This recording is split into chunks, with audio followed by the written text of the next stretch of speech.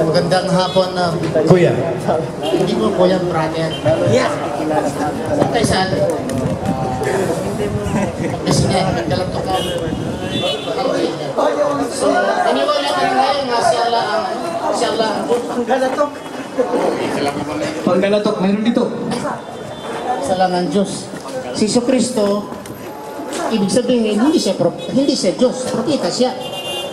Yun ang sabi nila. Sabi nila, si Jesucristo ay Diyos o propeta sa iyong pagkakaintindi. Diyos ang alam ko. Saan na yung recorder? Ang iba naman sabi, propeta. Saan yung recorder? Kay Musa ta, recorder. Ang Musa na yung recorder sa'yo? Hali nga, pwede mong recorder. Sandali lang. Sandali lang. Saan ba yung recorder? Nailagay, hindi ko na... Ayan na, ayan na. Nandyan pala eh. Saglit lang, kuya. Opo. Opo. Saglit lang. O, o sige. Ganito, maniniwala ka nga si Allah ang Diyos. Diyos din yun. Diyos din yun. Si Jesucristo, Diyos rin. Diyos din. Pero sabi nila, propeta. Sa iyo mismo. Sa iyo mismo, ano si Jesus? Yung sabi nila, kalimutan mo yun, yung sa iyong paniniwala. Si Jesucristo, propeta o Diyos? Ang pagkalam ko, Diyos yun. Diyos yun. Pero sabi yung iba, propeta. Okay. Ang Diyos, di ba, siyang pinakauna? Ako, Di ba? Ako, mahirap ako makasagot ng mga ganyan kasi hindi Sige, ako masyado walang problema. Hindi naman ako nagtanong. Hindi ako masyado nagbabasa na Ang pangalan niyo, brother, sino yun? Bible. Sino yung pangalan mo? Feliciano. Feliciano. Brother Feliciano. Ang Diyos, si Jesucristo, ayon sa iyong pagkakaintindi. Okay? Ang Diyos. Sino ang una? Diyos o tao? Sino ang una? Panday o bahay? Ha? Sino ang una? Panday o bahay? Anong tanday? Panday ba? Yung gumagawa ng karpintero. Karpintero. Yun ang panday. Oh, ang panday. Sino ang una? Panday o bahay? Siyempre panday, yung gagawa. Oh, sino ang panday sa mundo? Diyos. Diyos. Di po ba? So, ibig sabihin, wala pang tao, nandoon na ang Diyos. Di po ba? Sino ang una? Si Maria or si Jesus? Sino ang una? Si Maria or si Jesus? Jesus. Magbuot mo kaya ako. Mas una, si Jesus kay ni Maria. Sino ang nanay ni Jesus? Si Maria. Si Maria. Okay, dahan-dahan kayo. Sino ang anak ni Maria? Jesus. Okay, ang nanay ni Jesus si Maria, ang anak ni Jesus, ang anak ni Maria si Jesus. Sino ang una ngayon? Si Jesus o si Maria? Pag ganyan ang tanong, nauna si Maria. Sabi ko na nga eh.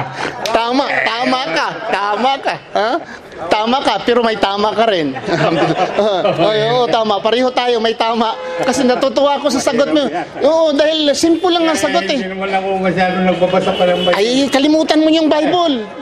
Ako lang yung mga dinig-dinig. Brother Feliciano, binigyan tayo ng mata sa Diyos para ano? Yung binigyan ng mata para ano? Para tingin, di ba? Tainga, para makinig. Utak, para ano? Isip. Imagine, mas una si Jesus kay ni Maria. Mahirap yung sagot mo kanina eh, intindihin. So, ngayon, kung mas una si Maria at si Jesus ay huli, sino ang Diyos sa mundo?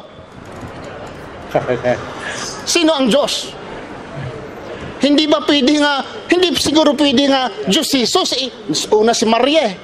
Pag dito na si Maria, may mga tao na, may mga hayop na, may bituin na, may dagat na, may mga isda na, alimatok na. So ngayon, tanong nga, wag mong isipin Biblia, kalimutan mo yon. Sino ang una? Diyos o ang mundo? Diyos. Diyos, correct. Tama yan. Okay. Ngayon, sino ang una? Mundo or si Jesus? Jesus. Grabe. Una si Siya ang Jesus. lumikha Siyang lumikha eh. Magbaot, siyang lumikha. Okay. Mas una si Jesus. Sino ang una? Si Maria or si Jesus? Ayan na naman. Palitan kong tanong, tay. Palitan ko ang tanong. Balik-balik tayo. Sinong una? Mundo or si Maria? Sinong unas? Ang mundo o si Maria? Ang mundo ang una o si Maria? Sinong una? Mundo. Mundo ang una. Tama ka. Correct ka. Pero paano nangyari na ang anak ni Maria mas nauna sa mundo? Tinanong kita kanina, sino ang nauna? Mundo or si Jesus? Sabi mo si Jesus. Ngayon tinatanong ko, sino ang una? Si Maria or ang mundo? Ang sagot mo, ang mundo. Nakakalito tayo. Anong reliyon nun? Hindi kita masisisi. Dahil yun ang tinuturo. Ang masisisi yan yung teacher eh. Katoliko po kayo? Brother, katoliko po kayo? Yung pare ang masisisi niyan. Ha? Ilan ang Diyos? Ilan ang Diyos? Tatlo o isa? Sabi tatlo. Hindi. Ang taon, outing ka, no? Sa iyong paniniwala, kalimutan mo sila. Sa iyo talagang paniniwala. Isa ang Diyos, tatlo. Sa iyo, kalimutan mo sila. Yung sa iyong paniniwala sa puso mo, ilan talaga ang Diyos? Sabi nila Diyos, isa, pero Diyos ang tatlong persona, sabi. Anak, Ama, Espiritu. Isa lang sila. Yun ang turo, isa lang eh. Pag sinabing Ama at Anak, isa lang?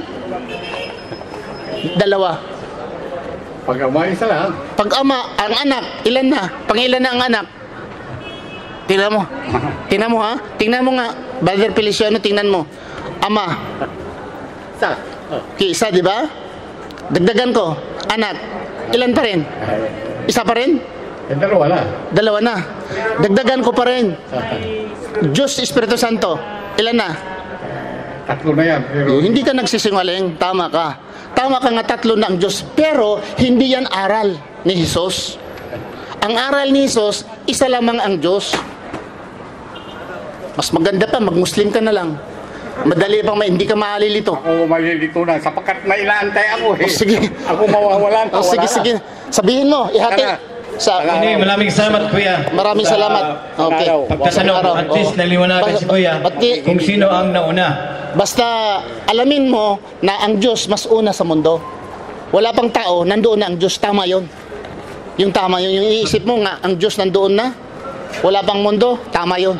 So yun lang ang hawakan mo, Panginoon. Kung nandyan ka, magdasal ka. Ako eh. Okay. Maraming salamat Kung, sa pagtatanong. kung naiwanan ka, balik dito. Kasi may kasamahan dito. May mga sasakyan dito. Ihati dito. Okay. Thank you. Maraming salamat po sa ating Mag-ingat sila. Mag-ingat kayo. Nagtatanong. Please, dito lang kami. Ng ninaw